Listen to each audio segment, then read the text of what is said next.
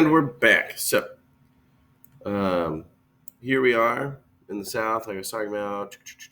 What was it? Oh, yeah. So, cotton was the most important crop grown in the 1800s, and that's really intertwined with that industrial capacity that's growing in the North and in Europe. Um, and again, if you are a Southerner who runs these things, you're talking about having most of your assets tied up in either land, selling these crops basically, or enslaved people. So it's not very diversified. They mentioned it in Day of Tears, how when the market kind of went bad, the only asset a lot of these people had ready to sell were slaves. And well, if everyone's selling, no one's buying, right?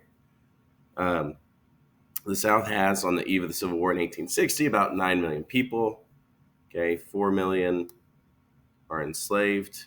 Um, and so, again, even though we're going to talk a lot, and we have talked about plantations and slavery, your average Southern white person could not afford to own a slave. All the best land was used for plantations, which meant that if you wanted to be a family farmer in a lot of areas of the South, it kind of does depend where you are. But if you want to be a family farmer in a lot of areas of the South, it's going to be tough for you, especially if you're talking about like Alabama, Mississippi, Georgia, South Carolina. Okay, this is kind of what we call the Cotton Belt, and it goes a little further.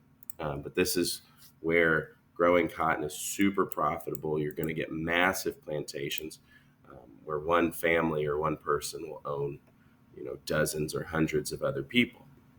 Um, the further north you go, kind of as a rule, the more people might be involved in other crops other than just cotton for sale. I mean, right? Like they're always growing food and a few other things, but the further north you go, the less cotton you find, right? And the more it's going to be that tobacco.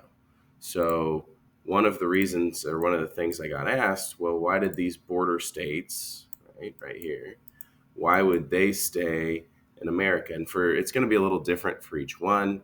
But one generalization we can make, this is where you grow tobacco, not where you grow cotton.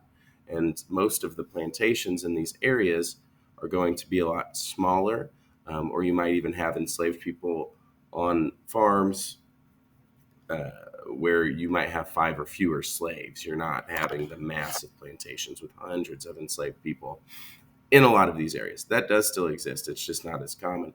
Um, and so, and places like Missouri comes to mind, as well as Kentucky and West Virginia. Uh, even a smaller proportion of people owns slaves, which means that when the war comes and it's about slavery, I mean, among other things, these are kind of the states that are going to be fine with staying in the Union. Now, depending on the state, there's still going to be some conflict surrounding that. But I'm getting way ahead of myself. So don't worry about that. Big thing, cotton is king in the South. Okay. There's bigger plantations, especially the further south you go. As you get north, it's generally going to be a little bit smaller, plenty of exceptions to that. But as you go north, you're also growing more tobacco rather than that cotton. Okay, so very rural lifestyle. The plantations would bring a lot of wealth to one person or one family, which would allow them to, build these extravagant houses and own all this land and grow and grow and grow their plantation. And if you were someone who wanted to just start your own family farm, well, good luck. It's probably not going to work out too well for you because all the best land is taken. And that's one of the reasons we talked a little bit. I mentioned immigration in class, I know, and lots of immigrants move to the north because there's a lot of opportunity, not a lot of opportunity for the South, which you can feel one way or the other about all that immigration in the mid 1800s. That's fine.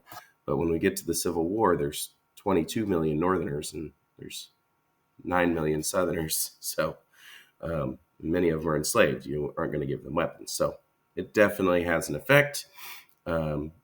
Much more rural, much less industrial, fewer railroads, all that jazz. We'll talk more about it. All right. Thanks for sticking around for part 2. The West is up next. So we'll do the West. But here, if you need to fill out the doodle notes, okay, remember the colors match what it's talking about. I didn't really address the symbols much. I'm sorry. I'm just about out of time.